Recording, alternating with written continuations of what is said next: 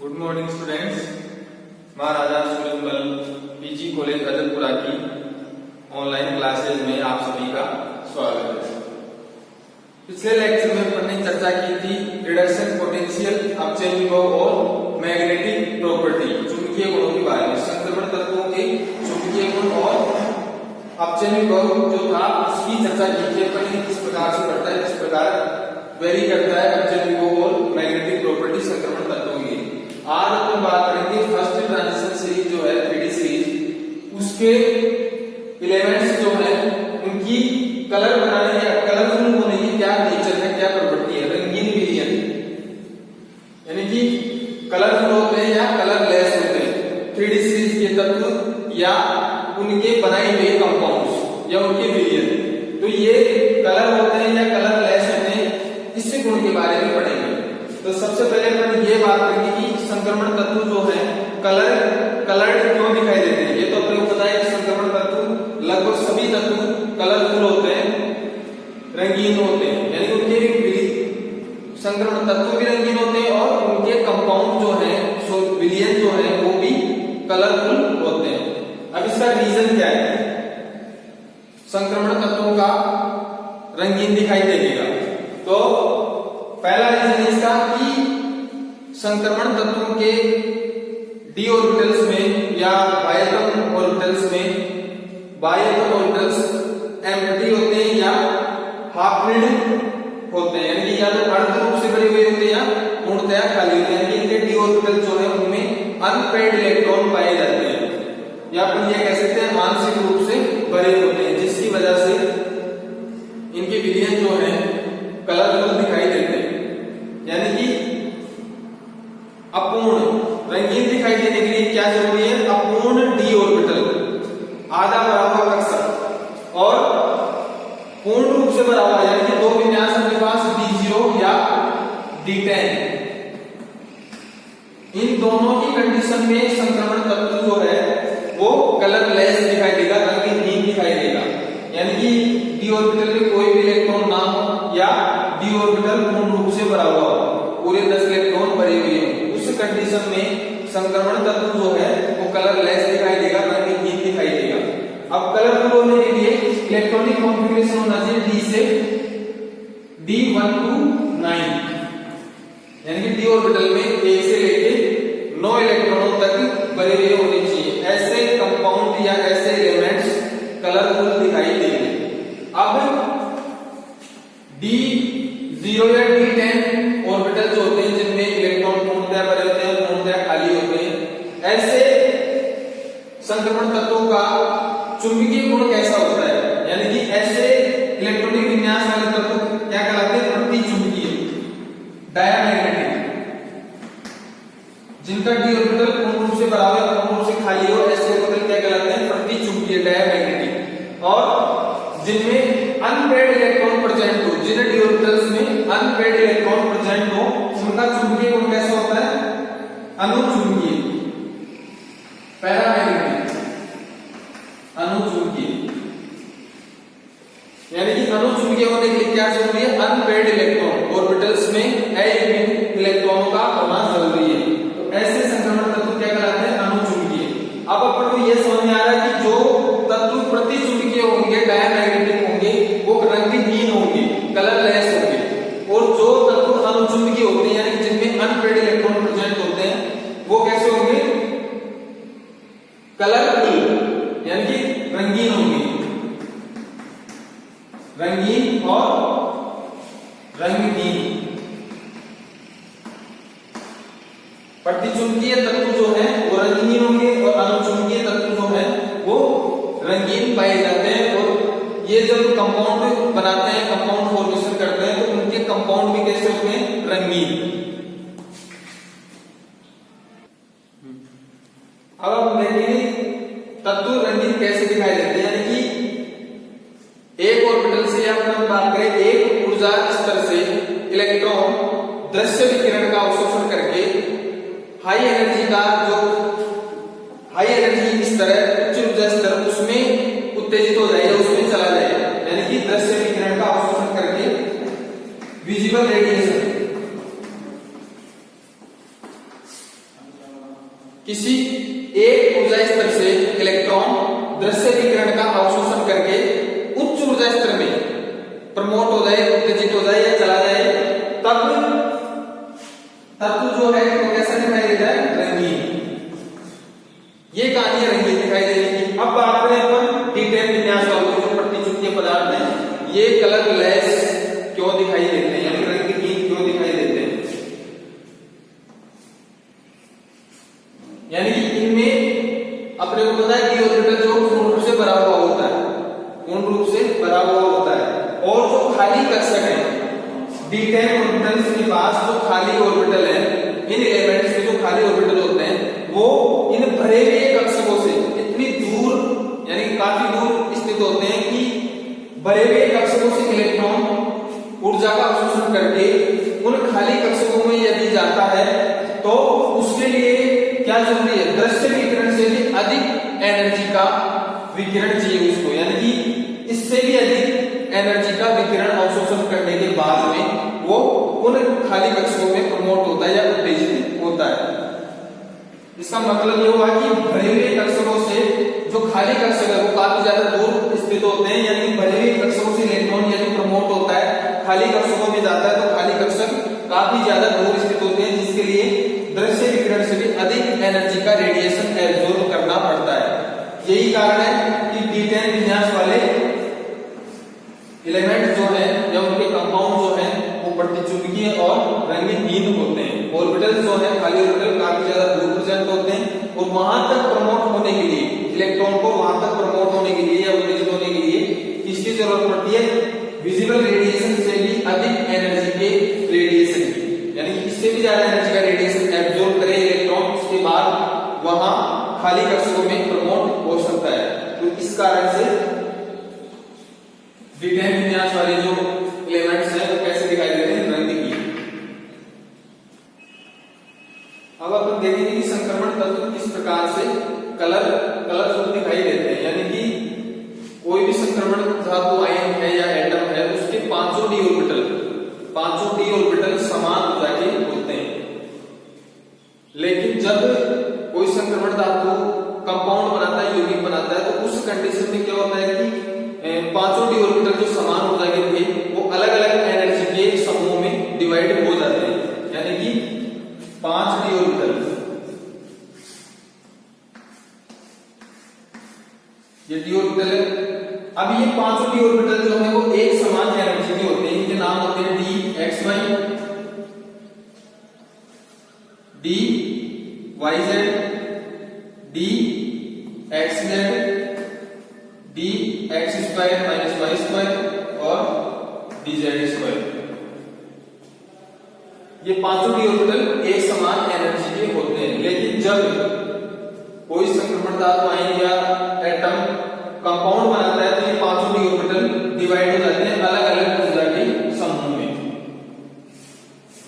यानी कि 3 ऑर्बिटल जो है, कंपाउंड जो बन रहा है उसकी ज्योमेट्री या संरचना को अष्टफलकीय ऑक्टाहेड्रल,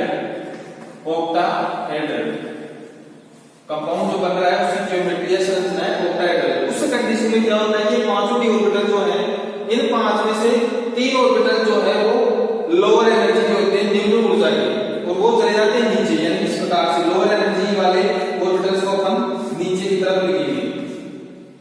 और ये तीनों ऑर्बिटल कौन से होंगे? dxy, dyz और dxz, यानी कि 3 ऑर्बिटल ऑक्टाहेड्रल कंडीशन में 3 ऑर्बिटल जो है वो लोअर एनर्जी के होंगे और उनको नीचे की तरफ रखेंगे, पर इनका नाम होगा, इनको प्रदर्शित करते हैं अपन T2g से, T2g। और 2 ऑर्बिटल जो है, 2 d ऑर्बिटल वो चले जाते हैं ऊपर, यानी कि हायर एनर्जी के ऑर्बिटल होते हैं दोनों, और इनको प्रदर्शित करते हैं Eg से। और ये होंगे कौन से? dx square minus Y square और dz स्क्वायर। यानी कंपाउंड बनाने से पहले संक्रमण धातु आयन के पांचों d ऑर्बिटल एक समान एनर्जी के होते हैं। उसके बाद यदि वो कंपाउंड बनाते हैं और कंपाउंड की ज्योमेट्री कैसी हो? ऑक्टाहेड्रल, उस कंडीशन में क्या होगी? 5 में से 3 ऑर्बिटल जो एक समान एनर्जी के हैं लेकिन लोअर एनर्जी के होते हैं, उनको T2g द्वारा प्रदर्शित किया जाता है, और जो बाकी बचे दो डी ऑर्बिटल हैं जो हायर एनर्जी के होते हैं, उच्च ऊर्जा के, उनको Eg द्वारा प्रदर्शित किया जाता है। अब इन ऑर्बिटल्स जो हाई एनर्जी ऑर्बिटल है और लो एनर्जी के ऑर्बिटल्स, इनके बीच में एनर्जी का जो डिफरेंस है, एनर्जी डिफरेंस, ये वाले लोअर एनर्जी के ऊपर वाले हायर एनर्जी, तो इनके बीच का एनर्जी डिफरेंस है उसको अपन डेल्टा से इंडिकेट करते हैं। अब होता ही है कि यहाँ पे इलेक्ट्रॉन प्रेजेंट है, जैसे मान लो एक इलेक्ट्रॉन प्रेजेंट है, इसको यदि दृश्य विकिरण जितनी एनर्जी मिले, यानी कि विजिबल रेडिएशन का यदि इलेक्ट्रॉन एब्जॉर्प्शन करता है, अवशोषण करता है, तो एब्जॉर्प्शन करने के बाद इलेक्ट्रॉन उत्तेजित होकर कहां चला जाता है, उच्च ऊर्जा के ऑर्बिटल्स में, यानी कि Eg ऑर्बिटल्स में चला जाता है। उसके बाद में और दोनों ऑर्बिटल्स में लोअर एनर्जी ऑर्बिटल और हायर एनर्जी ऑर्बिटल के बीच का एनर्जी डिफरेंस कितना होता है, दृश्य जो विजिबल रेडिएशन है उतना, विजिबल रेडिएशन के जितना इन दोनों के बीच में डिफरेंस होता है।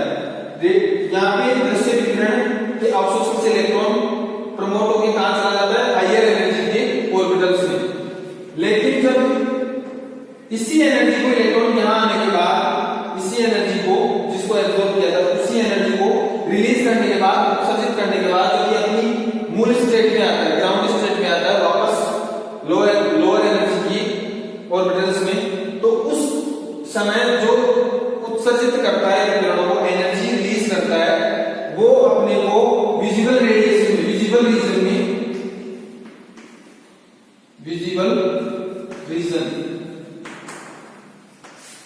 विजिबल रीजन की फॉर्म में दिखाई देती है। और वो एनर्जी ही, या वो एनर्जी हम लोग किस रूप में दिखाई देती है, विजिबल रीजन, दृश्य क्षेत्र में दिखाई पड़ती है, जिसकी वजह से अपने को कंपाउंड जो है वो कलरफुल दिखाई देते हैं, रंगीन दिखाई देते हैं। यानी क्या होगा, एनर्जी को एब्जॉर्ब करेगा इलेक्ट्रॉन, लोअर एनर्जी ऑर्बिटल से कहां जाएगा, हाई एनर्जी ऑर्बिटल्स में, और वहां पे जाने के बाद उसी एनर्जी को जब रिलीज करता है और इलेक्ट्रॉन अपनी ग्राउंड स्टेट में आता है, तो रिलीज की एनर्जी जो है वो कैसे दिखाई पड़ती है, वो दृश्य क्षेत्र में, यदि दृश्य क्षेत्र में दिखाई पड़ती है तो कंपाउंड जो है कैसा दिखाई देगा, कलरफुल, रंगीन दिखाई देता है। ये प्रोसेस होता है। यदि अपने पास कंपाउंड की ज्योमेट्री या स्ट्रक्चर हो टेट्राहेड्रल, चतुष्फलकी है, तो उस कंडीशन में क्या होता है, पांचों डी ऑर्बिटल जो है उनका विभाजन अलग तरीके से होता है। तीन ऑर्बिटल ऊपर की तरफ जो हायर एनर्जी के होते हैं, और Eg ऑर्बिटल जो है अपने पास दो ऑर्बिटल, वो लोअर एनर्जी के होते हैं। ये अपन कोऑर्डिनेशन कंपाउंड जो है वहां देखेंगे। अब इसको यहाँ पे कंपाउंड का दिखाई देना किस पे डिपेंड कर रहा है, इलेक्ट्रॉन के द्वारा एनर्जी के एब्जॉर्प्शन करने से, यानी कि एनर्जी को एब्जॉर्ब करेगा, हायर एनर्जी स्टेट में जाएगा, हायर एनर्जी का जो ऑर्बिटल वहां जाएगा, वहां से एनर्जी रिलीज करने के बाद में जब अपनी ग्राउंड स्टेट में आता है, तो रिलीज एनर्जी के कारण कंपाउंड अपने को कलरफुल दिखाई देता है। अब यहाँ पे देखने वाली बात ये है कि इलेक्ट्रॉन जो कहां कहां ट्रांजिशन कर रहा है, यानी कहां स्थानांतरित हो रहा है। यहाँ भी डी ऑर्बिटल है, ऊपर भी डी ऑर्बिटल है, यानी यहाँ से डी ऑर्बिटल से हायर डी ऑर्बिटल में ट्रांसफर हो रहा है, उसके बाद में हायर से लोअर में वापस आ रहा है, यानी कि डी ट्रांजिशन, डी से डी में जा रहा है। इसको बोलते हैं, इस ट्रांजिशन को, इलेक्ट्रॉन के स्थानांतरण को डीडी स्थानांतरण या डीडी ट्रांजिशन। यानी कि अपन ये बोल सकते हैं कि संक्रमण तत्वों का रंगीन दिखाई देना या उनके कंपाउंड्स का रंगीन दिखाई देना किसके कारण होता है, डीडी ट्रांजिशन के कारण होता है। क्योंकि इलेक्ट्रॉन कहां से कहां मूव कर रहा है, डी ऑर्बिटल से डी ऑर्बिटल में, ऊपर भी डी ऑर्बिटल है और नीचे भी डी ऑर्बिटल है। फर्क क्या है इनमें, नीचे वाले लोअर एनर्जी के, ऊपर वाले हायर एनर्जी के। तो इलेक्ट्रॉन का ट्रांसफर जो है, स्थानांतरण कहां कहां हो रहा है, डीडी ऑर्बिटल्स में, इसलिए इस ट्रांजिशन को क्या बोलते हैं, डीडी ट्रांजिशन। और तत्वों का रंगीन दिखाई देना या उनके कंपाउंड्स का रंगीन दिखाई देना, विलयन का रंगीन दिखाई देना, इसके कारण होता है, डीडी ट्रांजिशन के कारण होता है।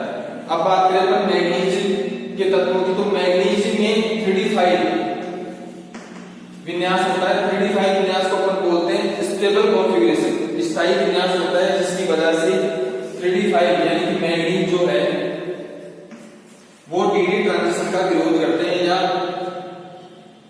ये जो ट्रांजिशन हो रहा है इनमें, ये ट्रांजिशन नहीं कर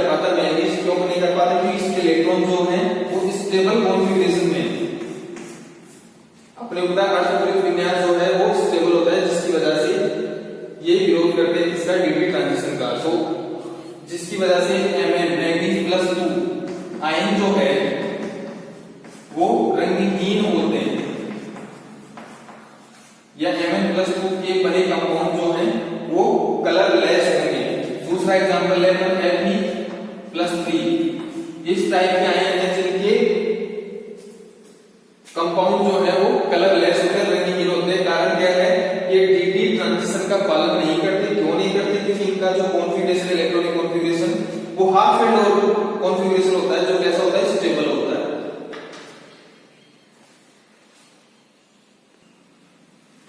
अगला हम देखेंगे अपन संकुल यौगिक। प्रथम संक्रमण श्रेणी के तत्व जो है वो किस प्रकार से संकुल यौगिक बनाते हैं। संकुल यौगिक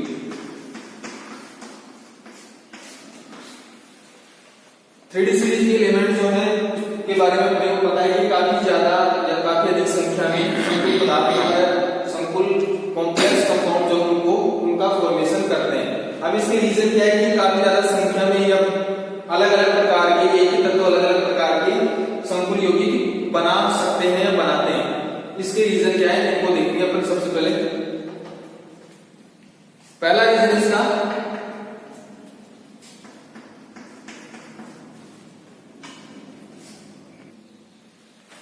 क्या था कि प्रथम संक्रमण श्रेणी के तत्व है उनका एटॉमिक साइज जो है, परमाणु आकार वो कम होता है, जिसके कारण उनके ऊपर आवेश घनत्व चार्ज डेंसिटी, आवेश घनत्व अधिक होता है, आवेश घनत्व का मान अधिक होता है। दूसरा रीजन, इनके पास खाली एम्प्टी n-1p NS और Np ऑर्बिटल्स होते हैं, यानी कि संक्रमण तत्व के पास खाली n-1d ऑर्बिटल, NS और Np ऑर्बिटल्स मौजूद होते हैं, जो क्या करते हैं आपस में संकरित होकर एक ही टाइप के खाली कक्षक बना देते हैं, जिनमें संकरित ऑर्बिटल्स में डोनर एटम जो है जैसे F- Cl- Cn- या NH3 S2O 3D NO, ये जो डोनर एटम है लिगेंड अणु, ये इलेक्ट्रॉन पेयर डोनेट करके या इनके संकरित कक्षकों के साथ बंध बना के काफी अधिक संख्या में संकुल पदार्थ जो है, कॉम्प्लेक्स कंपाउंड जो है उनका फॉर्मेशन करते हैं, कॉम्प्लेक्स कंपाउंड्स।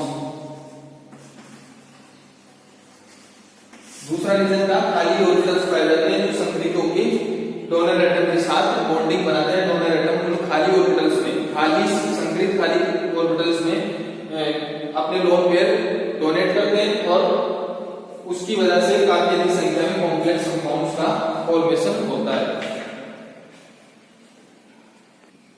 तीसरा रीजन इसका कि संक्रमण तत्व जो है वो काफी अधिक संख्या में, यानी कि अधिकतम ऑक्सीकरण अवस्था और उच्च ऑक्सीकरण अवस्था प्रदर्शित करते हैं, यानी कि अधिक ऑक्सीकरण अवस्थाएं प्रदर्शित करते हैं, जिसकी वजह से अलग अलग प्रकार के अलग अलग ऑक्सीकरण अवस्था वाले कंपाउंड का फॉर्मेशन करते हैं।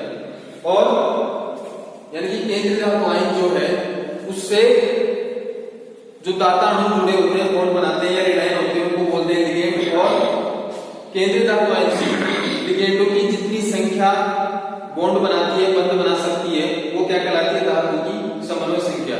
और कॉम्प्लेक्स कंपाउंड जो है उसके ऊपर जो चार्ज होता है, आवेश होता है, वो केंद्रीय धातु आयन और लिगेंड, केंद्रीय धातु आयन का आवेश और लिगेंड का आवेश होता है, उसका बीजीय योग होता है। अपन इनके बारे में अगले चैप्टर में चर्चा करेंगे। और ऑक्सीकरण अवस्था जो है ये इनका सबसे मुख्य कारण है अधिक से अधिक संकुल यौगिक बना सकने का। तो अपन ऑक्सीकरण अवस्था जो इनका सबसे